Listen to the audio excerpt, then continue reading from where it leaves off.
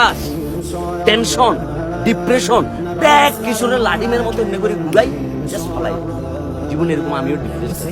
25,000 টাকা দিয়ে আম বেচা শুরু করছি। আমি লজ্জা পাই নাই আমি, কারণ আমি বিশ্ববিদ্যালয় থেকে তখন মাস্টার্স কমপ্লিট করি। আমার ভিতর বিন্দুমাত্র হীনমন্যতা ছিল না। আমার শুধু একটাই টার্গেট ছিল যে সৎভাবে আমি কিছুটা করি। তোমরা যারা ভিডিওটা দেখতেছো, এই যে এমবির টাকা এটা নষ্ট করি, একটা ভালো কিছু করো, একটা ভালো কাজ করো। এই যে কথাগুলো হয়তো কারো কাজে লাগবে কিংবা কারো কাজে লাগবে না, এটা সত্য কথা বলো। দিন শেষে যখন তোমার অবস্থান থাকতো না, তোমার কোনো পজিশন থাকতো না, তোমার কাছে টাকা থাকতো না, তোমার সমাজে কি প্রতিপত্তি থাকতো না, শুধু শেফালির মা বোন সবকিছু তোমার ছাড়ি চলে যাবে। আর দিন শেষে তুমি যখন তোমার যোগ্যতা দিয়ে অর্জন করে দেখাবে, তখন তোমার কালা চেহারা, তোমার ট্রাক ড্রাইভারের চেহারা, তোমার হকারের চেহারা, তোমার মনে করো যে কিয়া বা চুখান মার্কার চেহারা, সবাই এটা দিতে শুনবে।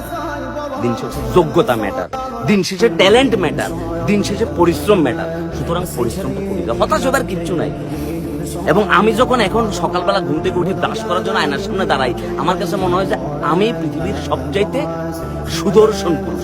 আমার চাইতে বড় সুদর্শন পুরুষ আর কেউ নেই। দেখতে বিচ্ছিরি লাগছে, দাঁতের মাঝখানে ফাঁক, মনে হইতেছে কি রাশিয়ার সাবমেরিন ডুবি দেব।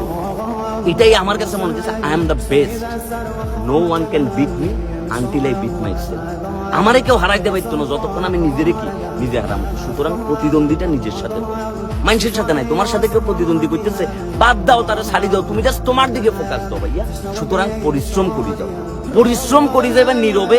আর তোমার পরিশ্রমের সাকসেস দিয়ে যখন আওয়াজ দেবো, তখন পুরো এলাকা দেখবে নিজেরা চান্দা তুলি ডিজে পার্টি করতেছে।